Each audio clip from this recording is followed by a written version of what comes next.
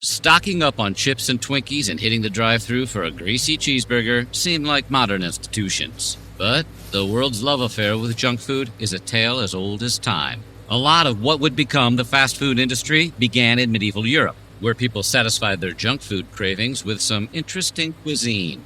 But knights weren't exactly galloping their horses through the drive-thru or grabbing candy bars on their way to the castle. Instead, medieval fast food catered to travelers and the poor, and it wasn't always tasty. Today in Weird History, we're taking a look at what junk food was like in the Middle Ages. But before we get started, be sure to subscribe to the Weird History channel. And while you're there, leave a comment and let us know what other historical food topics you would like to hear about next. Okay, time to get medieval on those Cool Ranch Doritos.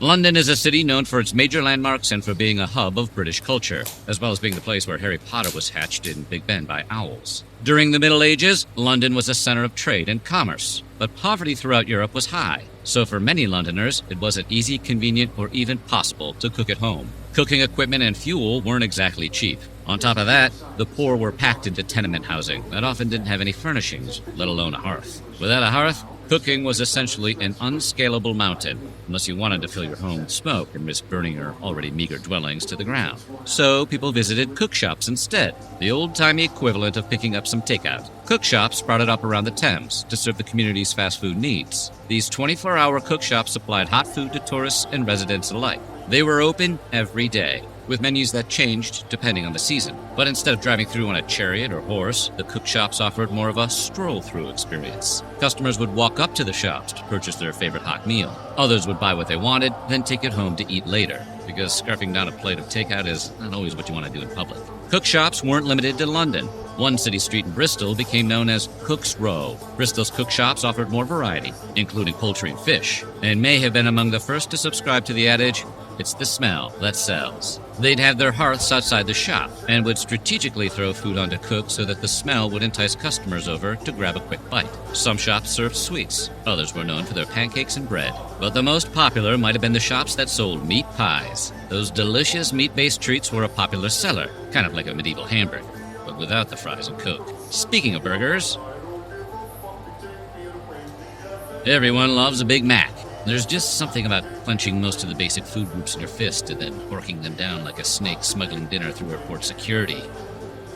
So it makes sense that meat pies, the dark age version of a drive-in hamburger, were so popular. These savory little Hot Pockets were filling and portable, the mark of a blockbuster fast food item. But Mrs. Lovett's signature dish had a dark side: spoiled meat. As it turns out, rancid ingredients could be a real problem in medieval cuisine. According to a 13th century Norwich report, cooks would use diseased pork in their pies and serve them to customers without batting an eye. It wasn't uncommon for shop owners to warm up days-old spoiled pies instead of wasting them. Poverty was extremely desperate, and food safety wasn't exactly on the cooks' minds. So the decision whether to heap expired food onto the garbage cart or reheat it and sell it to customers was often disturbingly easy. Probably like it is today, if we're being totally honest. When they weren't recycling bad food, shops often undercooked the meat, which earned some cooks a bad reputation. The saying from the time claimed, "God sends the meat, but the devil sends the cooks." The shift manager at Waffle House used to say the same thing. Bread was one of the most common foods during Europe's castle period, but most households didn't have their own grain, so they had to buy it from bakers. And while selling ready-made bread was great, bakers could do much more than that for their customers. For example, if someone brought their own meat to the bakery, they could have the baker wrap it in bread and bake it. The idea caught on.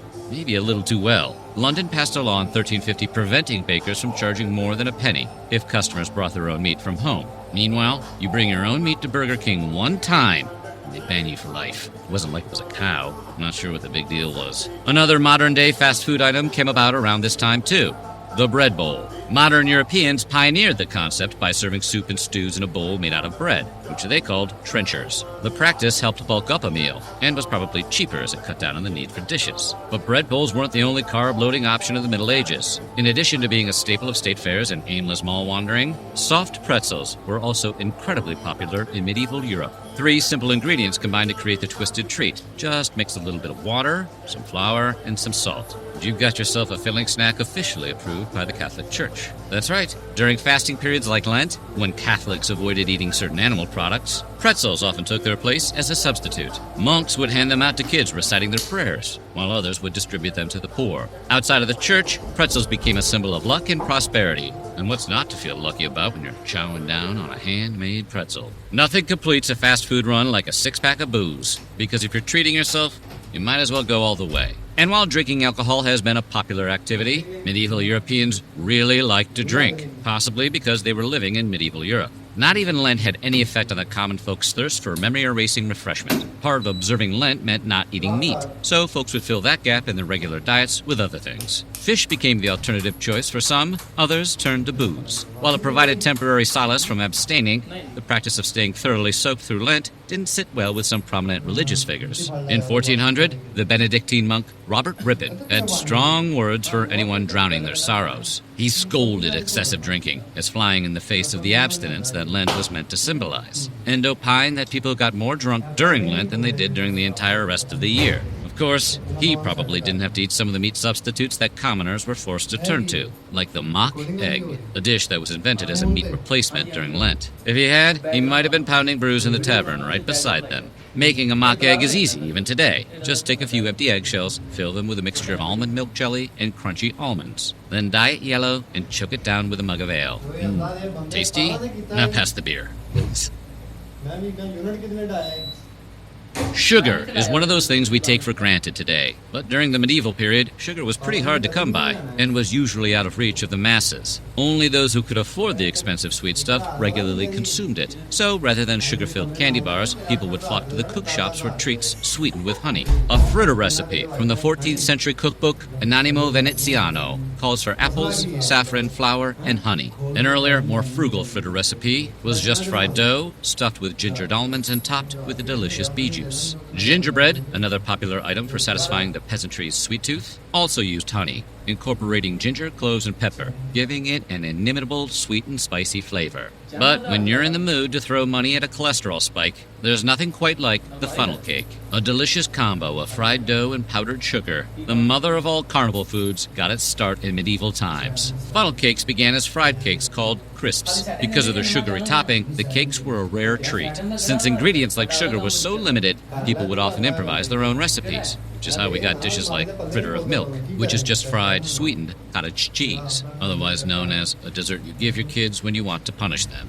Waffles, as we know them, also came about during this time. The original waffles date back to ancient Greece. Known as ovelios, they were flat cakes cooked between two plates, and they weren't sweet, which is a huge oversight that arguably contributed to Greece's downfall. Later, the Catholic Church began making flour waffle wafers, which typically depicted biblical scenes. But it wasn't until the Crusades when a more recognizable version of waffle batter, combining cinnamon, honey, and cream, really took off in Europe. And in the 15th century, the Dutch invented the famous grid patterns that transformed waffles into the optimal syrup and whipped cream delivery systems celebrated by junk food connoisseurs centuries later. Initially, waffles were a common street food, but would eventually become the breakfast and dessert staple we fling into toasters to this day. Thanks to the discovery of the New World, sugar became affordable and accessible to everyone by the 16th century. London even opened a sugar refinery, prompting a trend that continues in modern food processing today, adding sugar to almost everything. Sugar quickly replaced honey in most desserts. People began crystallizing their fruit in syrups, and even started using sugar to season their meats. If you cover a plate of fish and vegetables with enough sugar, eventually it tastes just like sugar, which was a welcome respite for poverty-stricken families accustomed to eating rotten meat pies. Sugary concoctions became popular junk foods during the period, including crispy crusts topped with berries, fruit, or ginger, and a sweet fruit-filled ravioli called cuscanoles. Cuscanoles is just a good name. You can picture that on a Hostess wrapper next to a mascot, like the Cuscanoles Kid. This love of sweetness transformed the European diet to such a degree that the word dessert can even be traced back to this time. Derived from the French word desservir, meaning to clear the table, the French were using it to mean last course by the mid-16th century. The English later adapted dessert to refer to the final course of fruits and sweets that people ate after the meal. The Cuscanoles Kid would be proud. So what do you think? Would you be willing to try some junk food from the Dark Ages? Let us know in the comments below, and while you're at it, check out some of these other videos from our weird history.